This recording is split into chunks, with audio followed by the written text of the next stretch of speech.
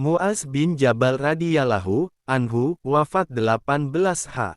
Muaz bin Jabal bin Amr bin Aus al-Khazraji, dengan nama julukan Abu Abdurrahman, dilahirkan di Madinah. Ia memeluk Islam pada usia 18 tahun. Ia mempunyai keistimewaan sebagai seorang yang sangat pintar dan berdedikasi tinggi. Dari segi fisik, ia gagah dan perkasa. Allah juga mengaruniakan kepadanya kepandaian berbahasa serta tutur kata yang indah. Muaz termasuk di dalam rombongan yang berjumlah sekitar 72 orang Madinah yang datang berbaiat kepada Rasulullah.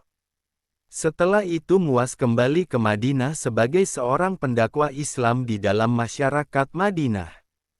Ia berhasil mengislamkan beberapa orang sahabat yang terkemuka seperti misalnya Amru bin al-Jamuh.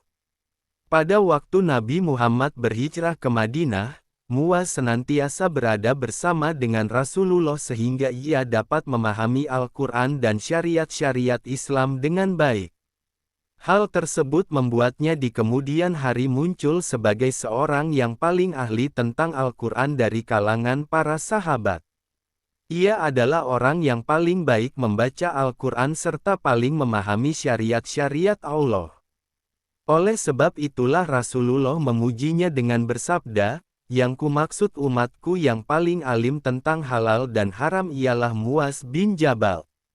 Hadis Tirmidzi dan Ibnu Majah.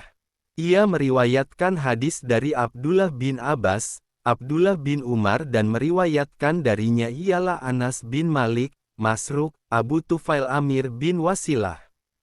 Selain itu, Muaz merupakan salah satu dari 6 orang yang mengumpulkan Al-Quran pada zaman Rasulullah.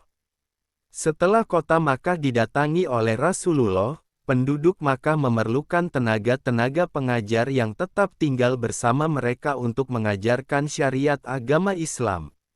Rasulullah lantas menyanggupi permintaan tersebut dan meminta supaya Muaz tinggal bersama dengan penduduk Makkah untuk mengajar Al-Quran dan memberikan pemahaman kepada mereka mengenai agama Allah.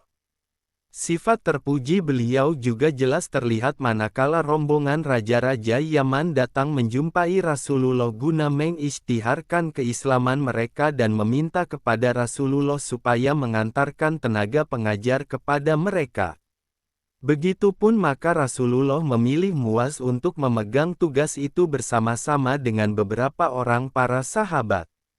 Rasulullah Shallallahu Alaihi Wasallam mempersaudarakannya dengan Abdullah bin Mas'ud. Nabi mengirimnya ke negeri Yaman untuk mengajar, memberikan pengetahuan agama dan mendidik sampai hafal Al-Quran kepada penduduk Yaman. Rasulullah mengantarnya dengan berjalan kaki sedangkan Muaz berkendaraan, dan Nabi bersabda kepadanya, "Sungguh, aku mencintaimu." Lantas beliau mewasiatkan kepada Muaz dengan bersabda, "Wahai Muaz, kemungkinan kamu tidak akan dapat bertemu lagi dengan aku selepas tahun ini." Kemudian Muaz menangis karena terlalu sedih untuk berpisah dengan Rasulullah Shallallahu Alaihi Wasallam.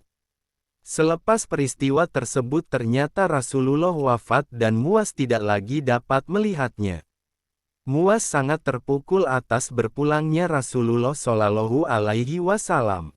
Ia bahkan menangis terseduh-seduh selama beberapa saat. Namun ia segera menyadari tanggung jawab dakwah di pundaknya. Ia senantiasa menjaga girah semangat keislamannya agar tidak surut. Setelah Umar bin Khattab dilantik menjadi khalifah, ia mengutus Muaz untuk mendamaikan pertikaian yang terjadi di kalangan Bani Kilab. Ia pun sukses menjalankan misi itu. Pada zaman pemerintahan Khalifah Umar pula, Gubernur Syam, sekarang Mesir, mengirimkan Yazid bin Abi Sofyan untuk meminta guru bagi penduduknya.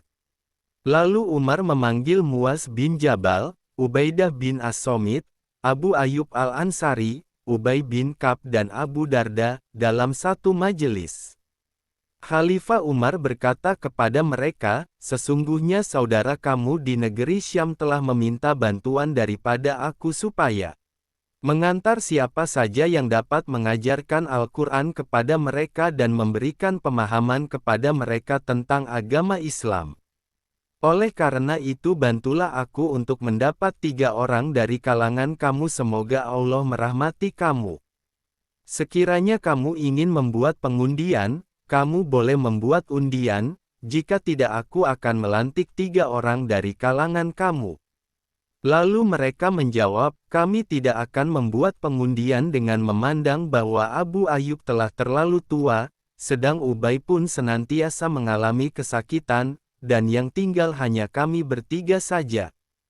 Kemudian Umar berkata kepada mereka, kalian mulailah bertugas di Hims, sekiranya kamu suka dengan keadaan penduduknya, bolehlah salah seorang di antara kamu tinggal di sana. Kemudian salah seorang daripada kamu hendaknya pergi ke Damsyik, dan seorang lagi pergi ke Palestina. Lalu mereka bertiga keluar ke Hims dan mereka meninggalkan Ubaidah bin As-Somit di sana. Abu Darda pergi ke Damsyik. Muaz bin Jabal terus berlalu pergi ke negara Urdun. Muaz bin Jabal berada di Urdun pada saat negeri tersebut tengah terserang wabah penyakit menular. Muaz bin Jabal wafat tahun 18H ketika terjadi wabah hebat di Urdun tersebut. Waktu itu usianya 33 tahun. Wallahu a'lam bishawab.